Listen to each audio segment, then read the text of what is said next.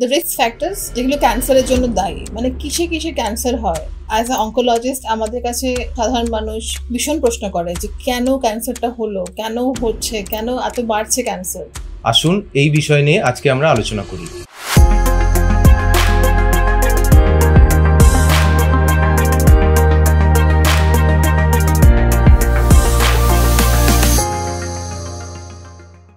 Hello everyone, আমি doctor Sayani Bhanja, consultant medical oncologist at Vivacity multispeciality hospital, Madhyamgram. নমস্কার, আমি doctor Palash Dey, consultant radiation oncologist attached with Vivacity multispeciality hospital, Madhyamgram. আজকে আমরা একটা খুব আলোচিত বিষয় নিয়ে কথা বলবো, সেটা হচ্ছে দ্য রিস্ক ফ্যাক্টরস যেগুলো ক্যান্সারের জন্য দায়ী, মানে কিসে কিসে ক্যান্সার হয়। অ্যাজ আ অনকোলজিস্ট আমাদের কাছে সাধারণ মানুষ ভীষণ প্রশ্ন করে যে কেন ক্যান্সারটা হলো, কেন হচ্ছে, কেন এত বাড়ছে ক্যান্সার। তো মোরলেস আমি যেটা বলবো যে ক্যান্সারের দুটো মেন কারণ আছে, একটা হচ্ছে মডিফায়েবল আর এটা নন মডিফায়েবল রিস্ক ফ্যাক্টরস। মডিফায়েবল মানে যেটা আমরা চেঞ্জ করতে পারি, যেটা আমাদের কন্ট্রোলে আছে, আর নন মডিফায়েবল মানে যেটা আমরা চেঞ্জ করতে পারি না বা সেটা আমাদের কন্ট্রোলে নেই।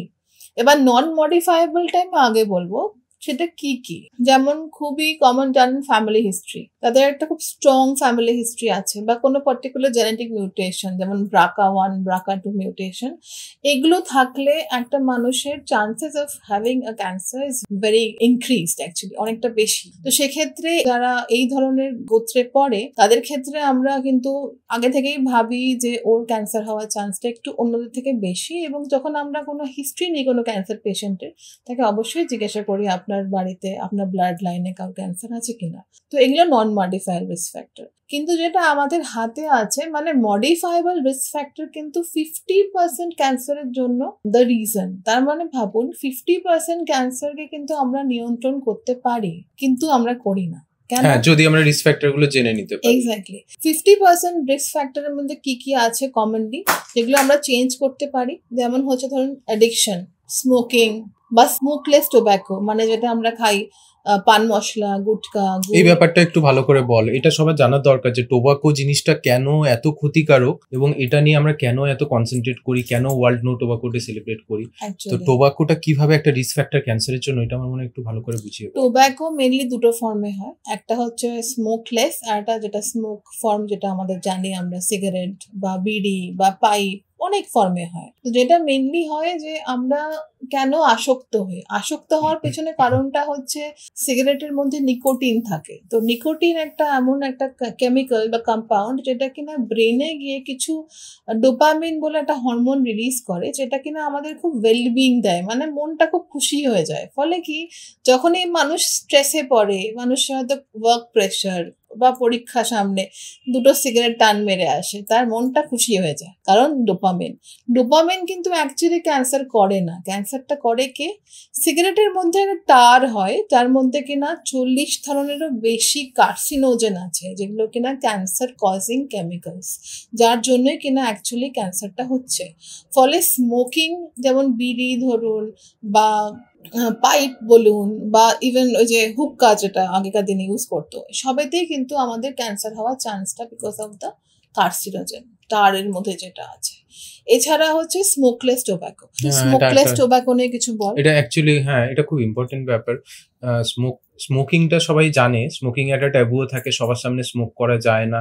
তাছাড়া হচ্ছে স্মোকিংটা যে খারাপ সবাই জানে, কিন্তু স্মোকলেস টোব্যাকোটা কত ক্ষতিকারক তার একটা উদাহরণ আমি বলি। সেটা হলো যে আমাদের দেশে কিন্তু হেডনেক ক্যান্সার সবচেয়ে বেশি, মুখের ক্যান্সার সবচেয়ে বেশি ওয়ার্ল্ড ওয়াইড, সারা পৃথিবীতে আমাদের দেশে ওরাল ক্যান্সার সবচেয়ে বেশি। এবং এটার কারণ আর কিছুই না, এটা হচ্ছে স্মোকলেস টোবাকো, মানে জর্দা, পান, গুটখা, খৈনি, তারপর স্নাফ, এই যে জিনিসগুলো আছে যেগুলো স্মোকলেস, সেগুলো কিন্তু স্মোকিং এর মতোই ইকুয়ালি ক্ষতিকারক। মানে অনেক সময় এরকমও আছে, কিছু সার্ভে রিপোর্ট এটাও বলছে যে ডিপ একটা হয়, যেটা কিনা যদি এখানে রাখা যায় সেখান থেকে টোবাকো রিলিজ হয়, অনেকে জানে এটা। সেটা কিন্তু একটা আধ ঘন্টা রাখলে সেটা 3টে সিগারেটের সমান ক্ষতিকারক। সো স্মোকিং মানেই হচ্ছে খারাপ, স্মোকলেস টোবাকো ভালো, এরকম ব্যাপারটা নয়। স্মোকলেস টোবাকো কিন্তু ইকুয়ালি ক্ষতিকারক, এবং এটা কিন্তু জানতে হবে যে বাংলা, বিহার, উড়িষ্যা নর্থ ইস্টের জায়গাগুলো যেগুলো, সেখানে কিন্তু আমাদের এই যে অভ্যেসটা যে স্মোকলেস টোবাকো, এটার জন্য কিন্তু ক্যান্সার প্রচন্ড বৃদ্ধি পাচ্ছে। এর বাইরে একটা পানের জর্দাটা, এক্স্যাক্টলি।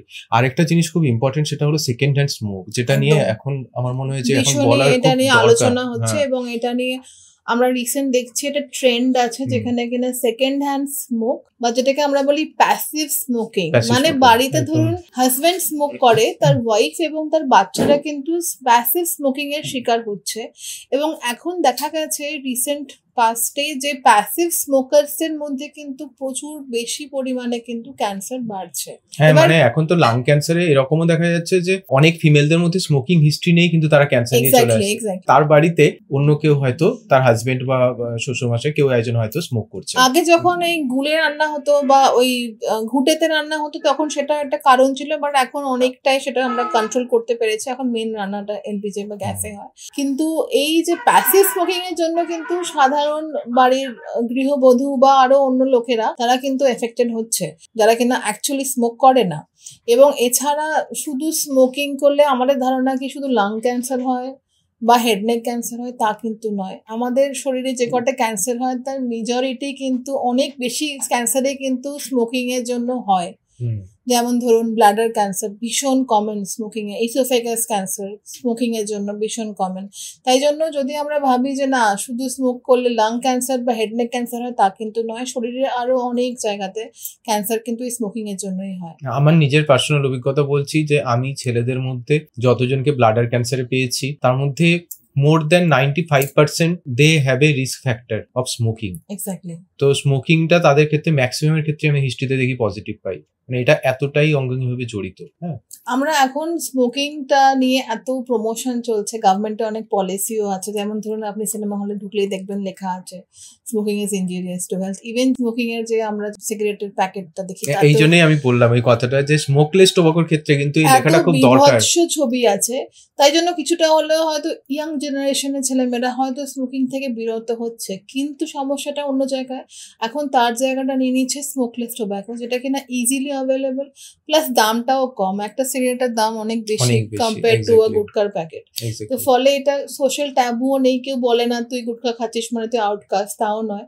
ফলে এখন যেটা হয়ে গেছে মানুষ মুভিং টুয়ার্ডস স্মোকলেস টোবাকো, তাতে আরো ক্ষতি, আরো ক্যান্সারের চান্স বাড়ছে, কোনো লাভ তো কিছু হচ্ছে না। ফলে হয়তো আমাদের আরো পলিসিগতভাবে আমাদের আরো বেশি সচেতন হওয়া উচিত।